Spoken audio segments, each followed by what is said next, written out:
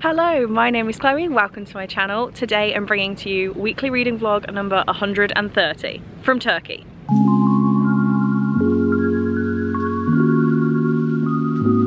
We're here with Emily. Hello! I don't really have anything else to add yet. We've had breakfast. I'm going to do a food montage probably at the end of like any reading footage. But we're on the beach, we've come for a mooch. Let's just do a little pan around and now we're gonna wander about the resort. Hello, hello. It is now no it's not, it's like 6:15 on Sunday and we are waiting for dinner, which is at 6:30. So I've come out on our little balcony to give you a reading update. I read most of Carrie Soto Is Back by Taylor Jenkins Reid today. I read quite a lot on the journey over and then finished it off with the sun today and I absolutely loved it. It's easy 5 stars and I don't really know why, because I don't care about tennis and the whole book is about Carrie wanting to win the record number of Grand Slams, so I don't really care about tennis, but I was crying, I was really rooting for her, yeah, and as Taylor Jenkins Reid does, I got to the end of the book and I was like, oh, I could just Google this interview, or I can like watch her play this game, or like look for this book that was mentioned, and it's not real. So really did love that and I would highly recommend it. So my next book I've actually now left inside, which is annoying, is Haven't They Grown by Sophie Hannah. I was buddy reading this one with Chelsea and she's nearly finished it today and I've not started it. So I was supposed to start it yesterday, haven't picked it up yet and she's nearly finished it. So that's my book for like this evening. I'm not 100% sure what we're gonna do. We're gonna head down for food pretty much when it opens, and then we have decided that there's nothing against us going twice. So we'll see. I'm still trying to film everything I eat and drink. I have had only 3 cocktails so far today, so you know, not quite insane. So there's also a midnight snack between 11.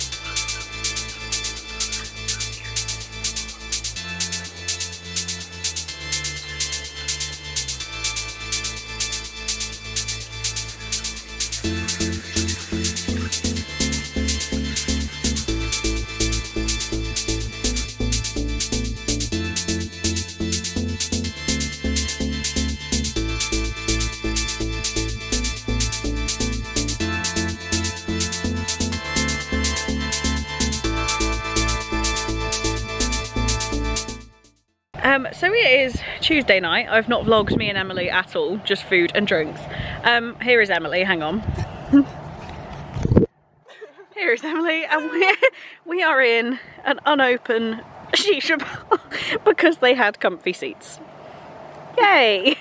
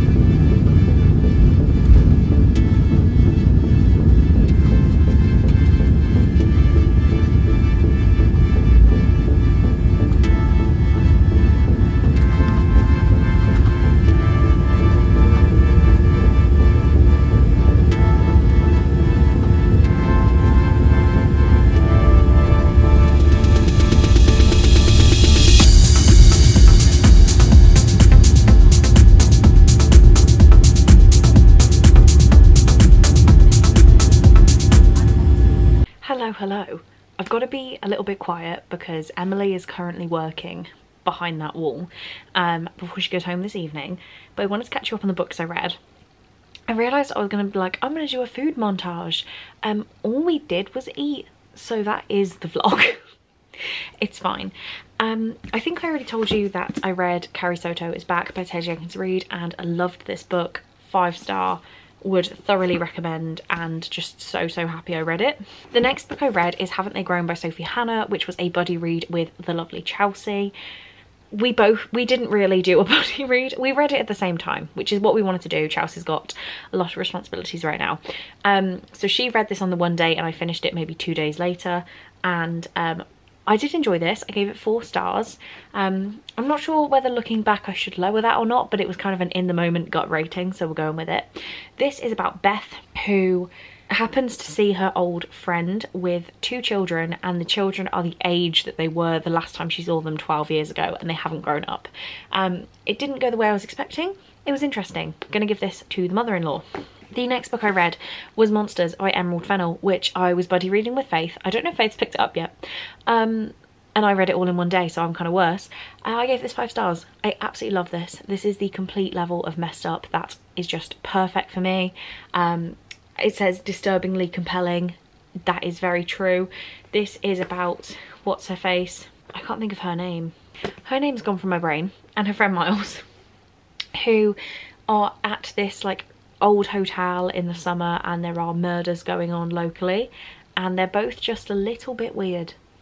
Perfect level of weird for me. Thoroughly enjoyed this, and I don't know who I'll recommend this to, but I definitely think more people need to read it, so maybe I'll try and talk about it a little bit more in my wrap up. And then I read Actual Age Eve Brown by Talia Hibbert, which is my buddy read for the Sister Along, hosted by Victoria.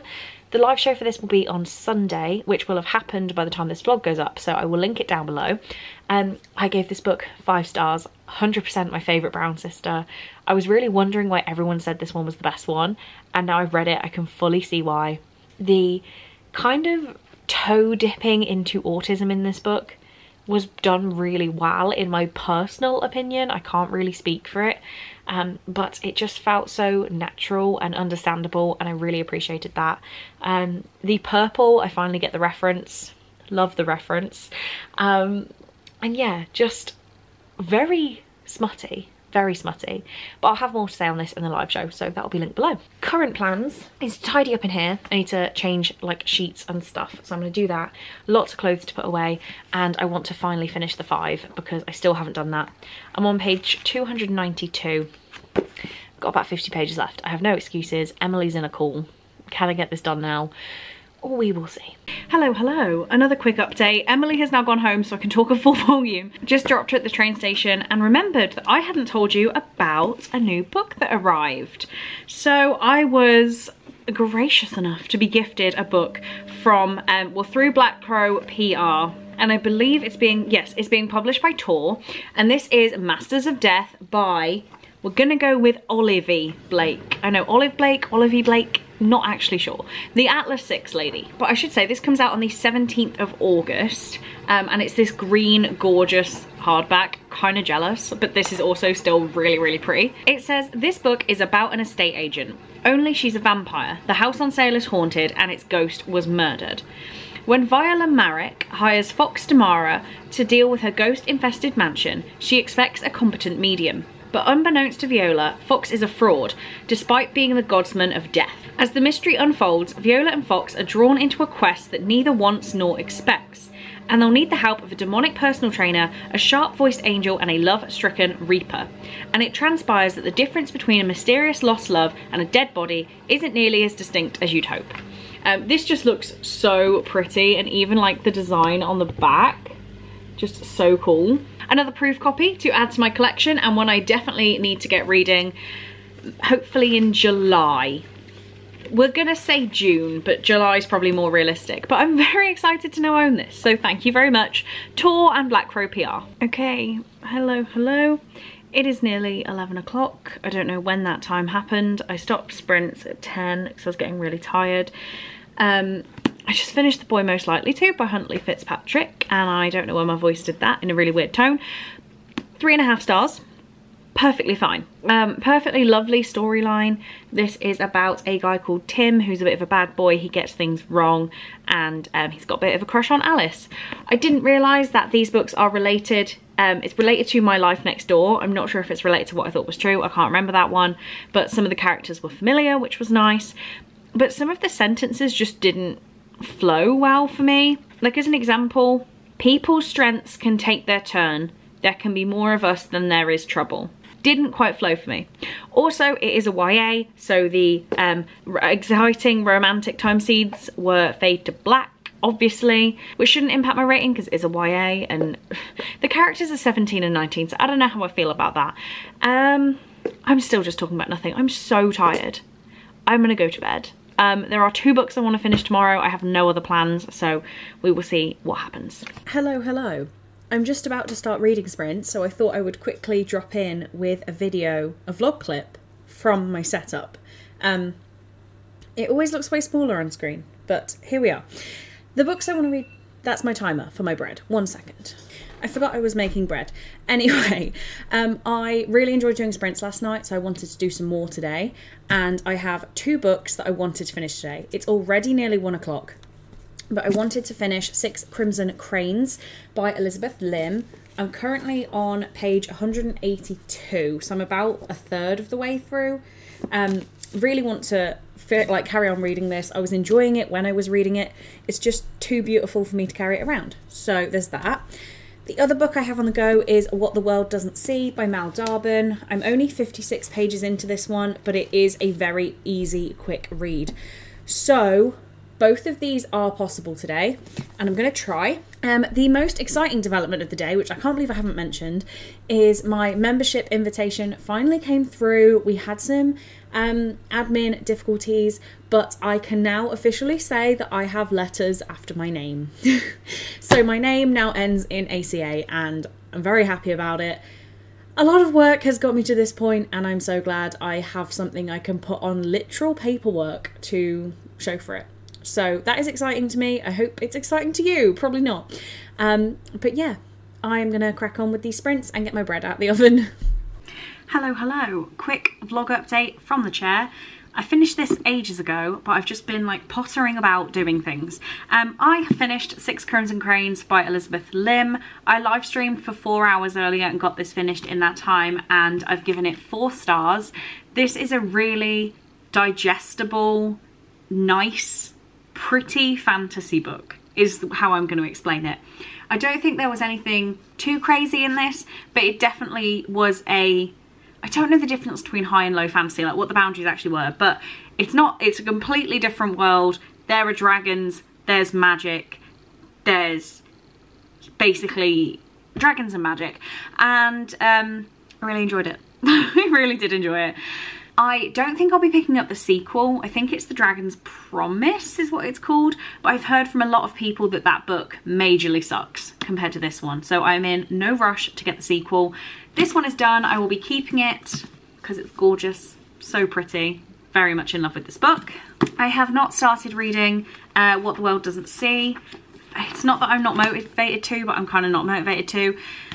So I think I'm going to stick some music on, which, knowing me, is going to be Morgan Wallen's new album, or I'm going to have a browse for audiobooks. Why don't I have a browse first? Because I need to tidy up and move clothes around and things like that.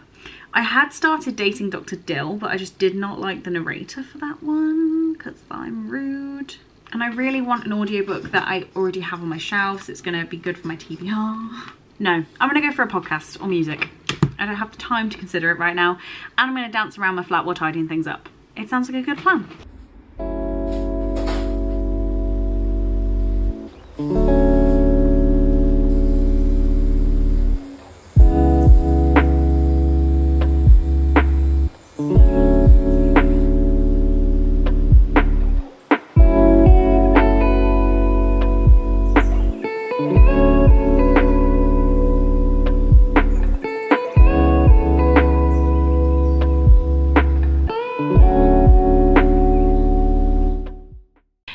Hello. So it is actually now Monday evening and I need to come in and wrap up the vlog, but I didn't really talk to you guys this weekend. I feel like there was hopefully a lot of content anyway, but I will bring you a book update now. I read What the World Doesn't See, finished it, basically read all of it apart from 50 pages yesterday, and I did really like this. I gave it 4 stars. This is by Mal Darban, and I wasn't quite broken until I read the author's note at the end. So this is about Maudie and Jake, who are brother and sister, and Jake is Maudie's little brother, and he has, it doesn't specify, I don't believe, but he has learning difficulties and he just has a few additional needs. They are all dealing with the death of their father, including, like, their mother is really struggling to deal with this death, and she actually ends up disappearing, and Jake gets put into the foster care system and Maudie is clearly not impressed. So she decides to kidnap her brother and go on a search for her mother. And I did find the first half of this not as good as the second half. The last 50 pages I was pretty much sobbing, but the author's note is what really got me, because this was written with the author's brother Guy in mind, who had learning difficulties to a different but with some similarities to the character Jake. And I'm gonna cry again. He unfortunately passed away before the book was published. It hasn't yet been published. It comes out in May. I should specify that. So I was reading this and I was being so critical of all of the typos and things like that, to then realise that I have an arc and it doesn't come out till next month. So there's that. So I had to dial back on the criticalness with spelling errors and typos. But yes, unfortunately, Guy did pass away, and just reading her author's note about her brother and how we see the world, as What the World Doesn't See, was very moving. So 4 stars. I'm not going to natter on for much longer. You saw me in Turkey, I got a tattoo, and then I went to a very funky wedding. But it's the start of a new week, so I'm going to roll on with that. If you watched the vlog to this point, please leave me holiday related emojis. I spent most of the vlog in Turkey, so whether it is, I don't think you can do flags anymore for some reason, so you know, give me an actual animal of a turkey, that would be cool, or just any sunbathing, that kind of emojis, and I will know that you got to this point in the video. That being said, I need to crack on with next week's vlog. I have my new job to talk about and some unboxings for the first clip. So here we go. Thank you so much for watching. I really hope you enjoyed this video and I will see you in my next one. Bye.